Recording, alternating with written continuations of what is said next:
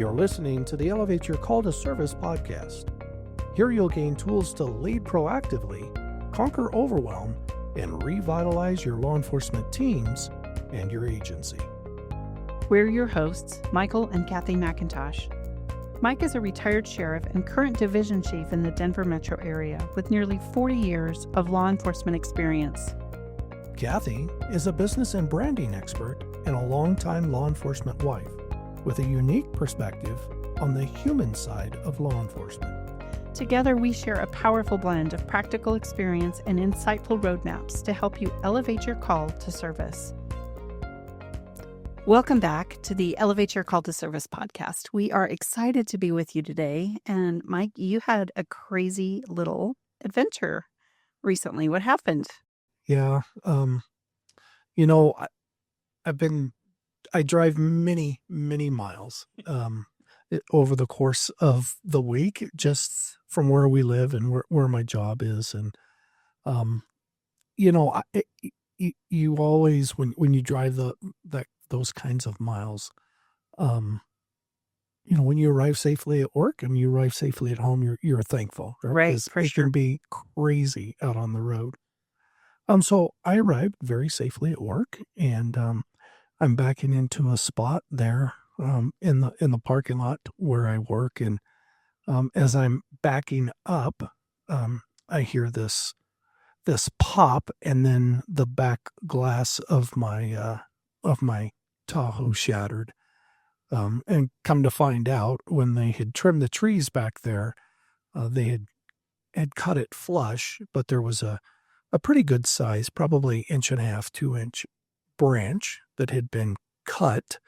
And so I ran right into that branch. And because of its location, there weren't any sensors. I couldn't see it. All I could see were, the leaves on the tree, which shouldn't cause any problems or damage. But so yeah, that was one of the, I think that was on Tuesday or Wednesday, but one of the adventures One of the small week. little crazy adventures of the week. And so you had to have a damage report and Oh yeah, go through all the wonderful paperwork that you have to and go of through. course, anytime somebody does that, it's just fodder for being ribbed.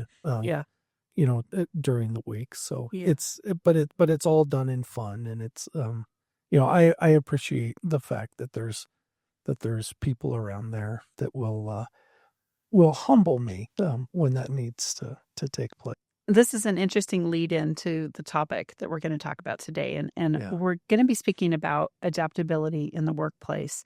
And part of being adaptable is a word that I really appreciate, and it's unlearning and things that we have to unlearn. So you learned that it was safe to park near those trees and all was well. And then you had this incident happened. And suddenly now you've had to unlearn that it's safe to back quite as deeply into your parking spot as you were before. But on a more serious note, are there some leadership issues or a habit maybe that you had that you realized wasn't serving you well, and things could be better if you unlearned that habit to unanchor it and to help you improve your leadership skills, your leadership relationships? Can you think of anything like that? Well, I when I go back and I look at I guess my leadership development over the years, when you first start, a lot of times you're looking at those that have gone before you, and really what kind of has served them well, and instinctively, as you're moving through the leadership journey, instinctively you're looking at people, what they do, and you adapt that to what it is that you do, Because you think it's the way. because you're right, you think it's the way.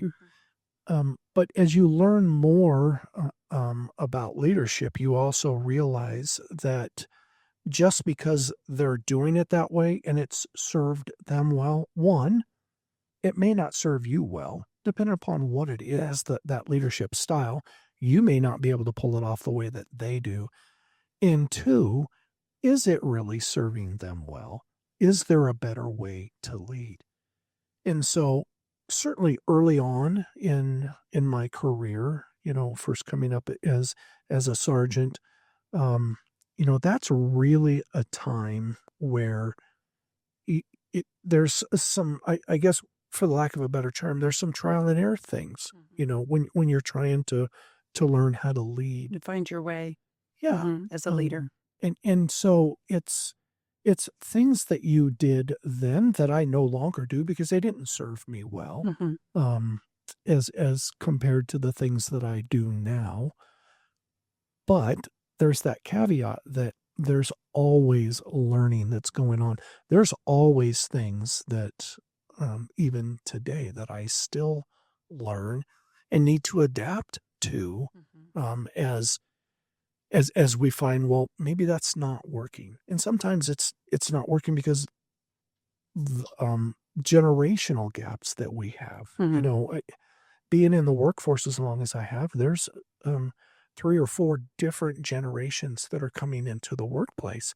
And what served me well in my generation is certainly not what is serving the other generations Sure. well. And communication style comes to mind. Just the way that you deliver news or, make assignments, and, it's you have to do it differently with the way people were raised, the way they were brought up, and what they value, and, it's really interesting. One way I like to look at it is remembering that what made us great yesterday doesn't automatically make us better tomorrow. We Right. we absolutely have to keep learning, we have to keep adapting, and we're not trying to just abandon all of our experience and the things that we have done well. Our aim in adaptability is to maybe even just be 10% better than we were Right. last week. What can we do this week that just keeps us moving in a positive direction? There's this thing about growth where you can't stay stagnant. There's just no possible way to do it. So you're either growing and getting better at something, or you're deteriorating and falling behind. Right. So there is no place of just resting and being static. It's a hard lesson to learn, and being adaptable, can be really challenging at times. But our heart behind this topic, and the reason that we chose it um, is much a reminder for the 2 of us Mm. to stay adaptable and to keep learning. It's not supposed to be trendy, it's not supposed to be a buzzword, but it keeps us grounded in reality that life is always changing, and if we wanna help leaders move from being good to where they are to being better, and to just continually growing in that way, we have to be flexible, and we have to teach others to be flexible. That's one of the things we want to model to the generations of leaders behind us. Yeah. I think that it's critically important, in leadership roles. And I was going to say in our profession, but really it doesn't matter what profession you're in. Mhm. You really do need to be able to adapt to what's going on in front of you. And there's a lot to be said about knowledge, about experience.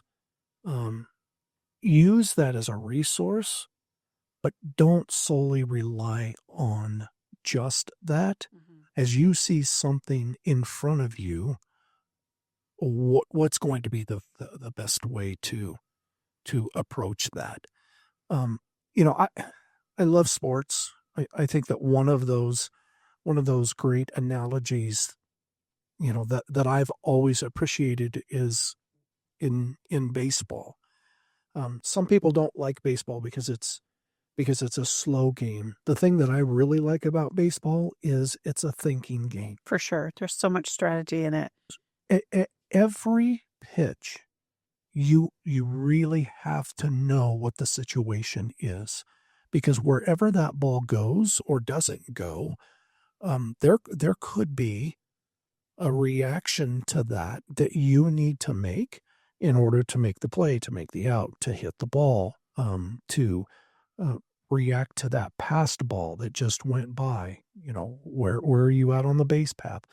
It is really a thinking person's game that with every pitch that situation changes. And I just love that, but I think that there's great leadership lessons there. I agree.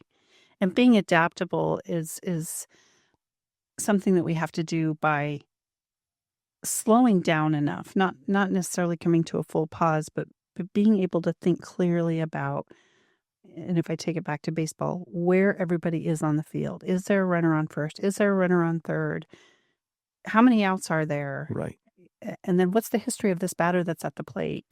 There's all kinds of situational information that has to be digested and evaluated and analyzed so that you can react. And law enforcement is a very reactive profession, so that you can react in a way that's safe for you, safe for your team, safe for your community, and serves your community to the very best ability that you possibly can. And I know, and you know far more than I do, that law enforcement today is not the same as it was even 5 or 10 years ago. Right. And that doesn't make all of the old ways useless, not something that we have to just toss, but we have to continue to build on them and blend what's worked before with what's needed now. And you like to say it's not either or. Right. Yeah. It really is that both and, right? That Right. experience that you have. And I've really started to appreciate the word curiosity a lot more, and I hadn't really thought about it a lot until, I had somebody that I saw talk about curiosity. And I think that we really need to be more curious, and that allows us to understand more. And some of that being curious is asking questions and asking the right questions. And I think humility really plays into curiosity too, because it takes us out of the realm of, well, we know all that. We've been there, done that. We're resting on our experience. When you stay curious, you're interested in learning. You're interested in seeing what else works. You're eager and excited to see if someone else's ideas can take you farther than your own ideas ever could. And that's a fun way to look at it. So as we unpack this episode, we're going to explore how to maybe test some of the assumptions that we've held on to without attacking core beliefs and core principles, how to build networks that help us to be honest and transparent with one another, and even maybe to create some small habits that make adaptability the norm and something that we can do moment by moment Right. as we move on. Right. So, if you're if you're a leader who's tired of like that all or nothing or the black and white, you're really in the right place. I think it's really difficult to lead when you're really stuck in black and white, because there are so many things that you need to adapt to, right? Or you need to be flexible to. And we're certainly not saying that if you are black and white, you're wrong. What we want to do is make sure that you're doing everything that you can do to get better. So as we kind of go through this today, we're gonna talk about that adaptation gap that might be there in your learning. And where do you see that now? Because again, we've talked about there's been a lot of change in law enforcement. What do you think is the most rapidly changing element in the law enforcement realm today? Well, I think that one of the biggest challenges that we have is technology has taken us places that we're not necessarily keeping up with, because it changes so fast and it's incredibly expensive, right? So we're in roles where that as you look at the field around you, and I think that AI is going to be huge in law enforcement. I think that there's going to be case law that's built around that. It's hard to imagine that AI could affect law enforcement. I know it is and it does, but it's hard to wrap your mind around. It is. And we're already using technology to solve crimes. There's a, when I go back and I look at the way that, I as a detective solved things in the 90s and the way things are solved now, if you're not keeping up with technology, you're probably not going to be able to solve a lot of the crimes. Sure. And it's so it did before. Ignoring AI looking back 10 years from now, it would be the same as trying to ignore DNA. Like you Right. can't just pretend it doesn't exist. That is a great example. And I think that it's going to have that type of impact. In my time, in my career, DNA has played the biggest role in our ability to solve crime during the 4 decades that I've been in law enforcement. I think that AI will have that same kind of impact. And again, when you start talking about adaptability, when you start talking about flexibility, you have to be curious, and then you have to be willing to adapt to what's coming at you. And that gets to be hard when you've been in the game for a long time and you've never had the opportunity to utilize that type of tool, if you're not adaptable. So I'm sure there have been times when in your career you've realized that sticking to what you know was actually the riskier move than allowing yourself to adapt and to change and to start to implement some new ideas and some new technology, since we're on that topic. And it's impossible. When we're talking about the baseball field, there's only so many situations that can come up. It's not an infinite number. There's a lot of them, and it's hard to guess which one's coming your way. But you put that whole idea of situational adaptability into a law enforcement realm, and all of a sudden your choices are truly infinite. You cannot plan for absolutely everything. Yeah. So how do you know when to stick with your plan and when to start to adapt and change and mold things so that better things happen for your agency, for your community? Yeah, plans are incredibly important, and it starts to give us that target that we need to be moving towards. I think that one of the other things that in my role in my world, one of those other things that's very, very important when we develop a plan is what we call the commander's intent. So what is the intent? What's the overarching goal? What is it that we're trying to accomplish? And sometimes it's important to know in what we want to accomplish, at what point do we need to shift and pivot and move in a different direction.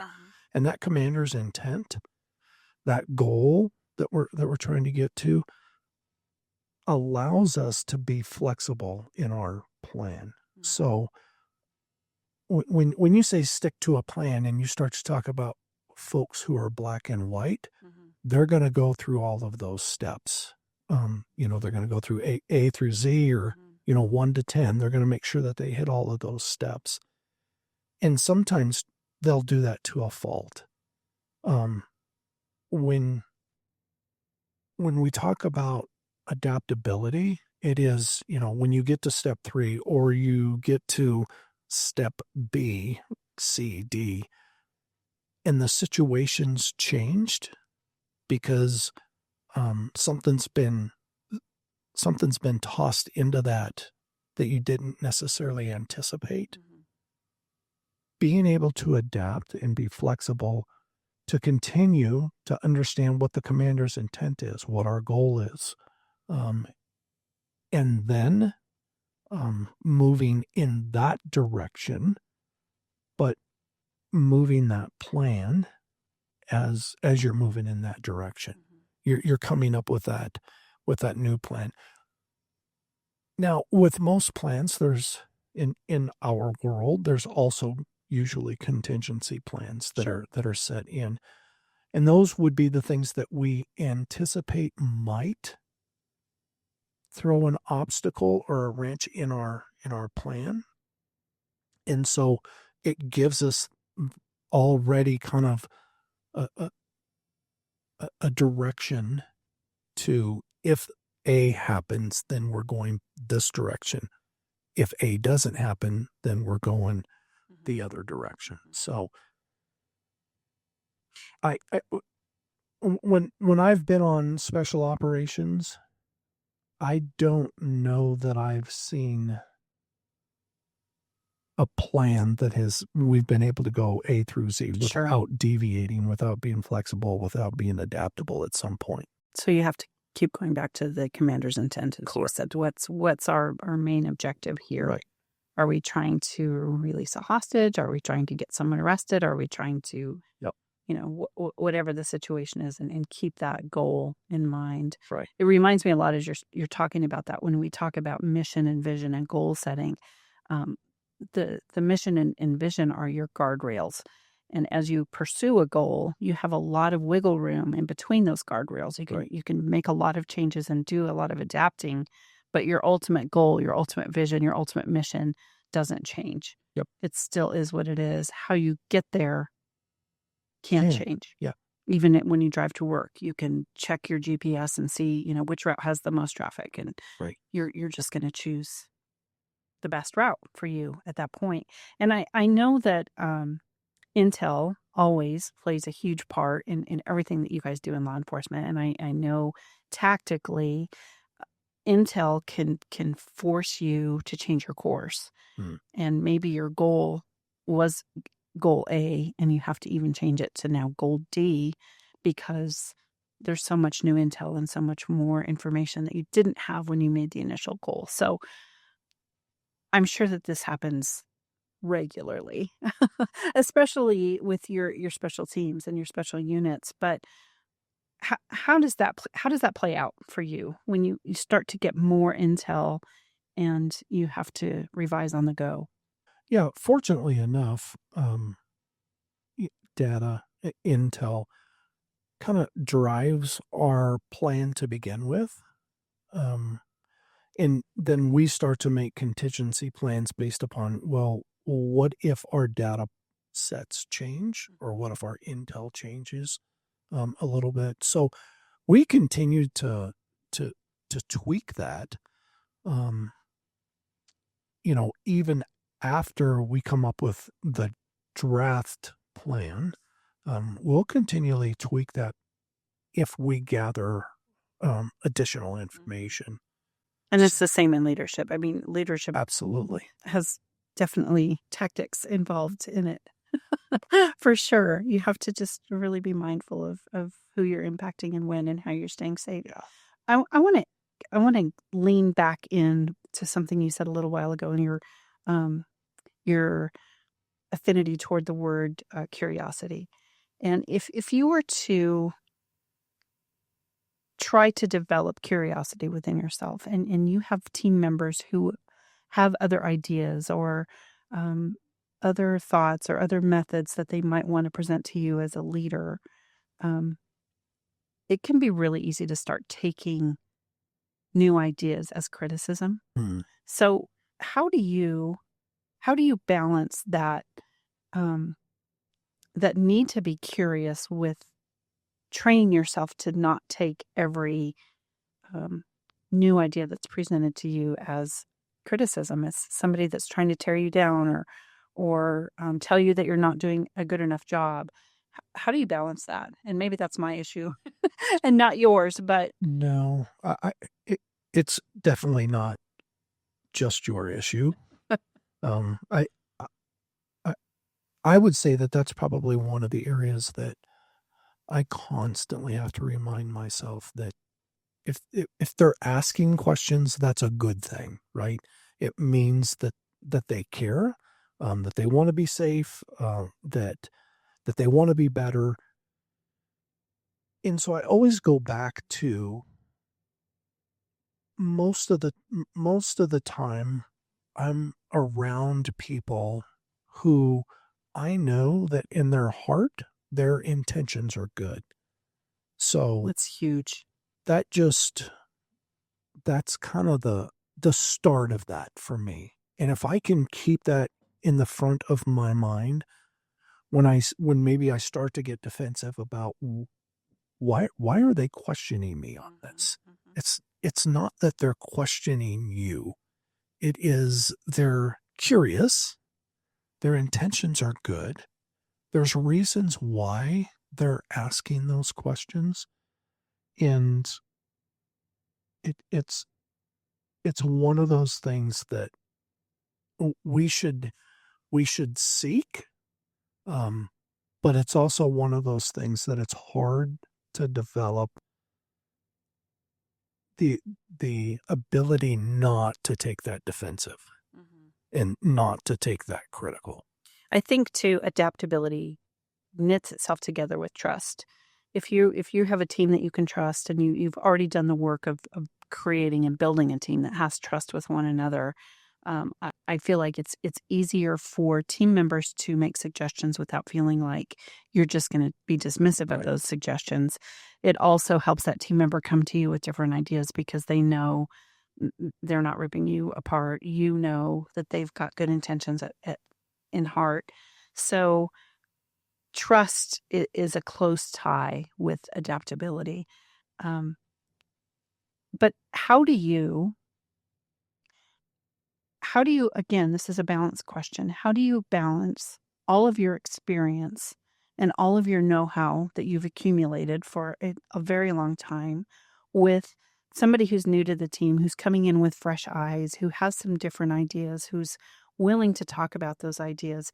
How do you how do you know when to make that change and when to listen? What's your process there? How do you map it out? For me, it's I really start with listening, and being open to having those conversations and truly listening.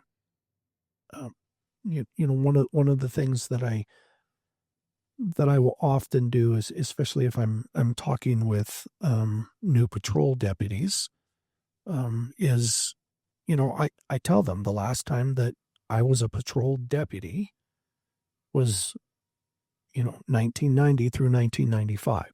And I also tell them that, the way that we responded to radio calls, the way that we developed suspects, the way that that was completely different then than it is now. So do I have a lot of knowledge about what it is that they're going through as a patrol deputy? I do. But when it comes to the best way to necessarily approach that in today's world with the technology that they have, completely different vehicles that they drive, a computer sitting in their car that I didn't have. Mhm. Yeah, I mean, I need to be listening to their thoughts, their ideas, because they're the ones that are out there for 10 to 12 hours each shift. And I want to make sure that I resource them the way that they can be And that listening resourced. too can be asking a lot of questions. Well, why do you see it that way? What benefit would this bring? Explain this to me. So you're not just relying on them to give you all of the Right. information that you need. You're asking active questions as well. And you're honestly, you're such a great listener. I just really appreciate that about you. What comes next? So you've listened. You've let them share their idea. So now really the opportunity to assess the information. Mm-hmm. So I get to use my knowledge, my experience, the trainings that I've gone through, and now I get to couple that with what it is that I just heard, right? Um, and a lot of that goes along with that collaboration. Sure. We Sure. take that information, we start to assess that, but we do that together. We get to collaborate through that, and sometimes that's with other leaders that are in that field that we call them subject matter experts. It's really important to have them as a part of that conversation because they really are the ones that can be the experts in the field when it comes to that. And then you put it in play. And then we put it in play. Yeah, we execute whatever it is that we're dealing with. And honestly, that sounds like a simple framework, and it actually builds an acronym that I'm not sure you intended. But listen, assess, collaborate, execute. That's a LACE acronym. Yeah. And if you were to issue a challenge to listeners this week on how they could become more adaptable, I think that's the challenge in a nutshell. Right. Listen more, ask more questions, get more feedback, get the new blood and the new ideas to where they're comfortable sharing information and ideas, and the whole team becomes better because of it. It kind of ties it all together, ties that lace all together, right? It does. It does. Any last words that you would have for our listeners this week on being adaptable? No, I think that to me, things are always intentional. We need to be intentional, right? I say that constantly on this podcast. And there are so many things that we do, just like adaptability and flexibility. So many leaders are out there already doing this, but maybe not even realize that they're doing it, or maybe they're missing a piece or two to that. Sure. And this is just really kind of an opportunity to ensure that we're being intentional about the things that we do. When we get higher in rank, sometimes that constructive criticism, sometimes we need to take a step back and look at it and be curious. Take that step back and look at it for what it's worth. Not that somebody's trying to prove you wrong, but what they're really trying to do is they're trying to either learn or they're trying to start to maybe collaborate at some ways of doing it better so that we're not and shouldn't always do the same old thing. We need to be looking for ways to be better tomorrow than we were today. Yeah. Not about perfection. It's always about progress. Yep. And if we can lace up our boots, lace up our adaptability, get it all tied together, we can make our teams better. Sure can. Great. Good talk. Yeah. Thanks. Yeah. Thank you.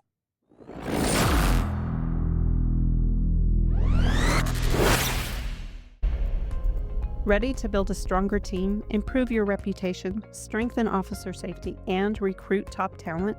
Visit us at leleaders.com and schedule a call with us today. We'd love to discuss how our coaching programs, workshops, and keynote addresses can help you build proactive leaders in a reactive profession. In the meantime, if you like what you've heard today, we'd love your 5-star review on Apple Podcasts.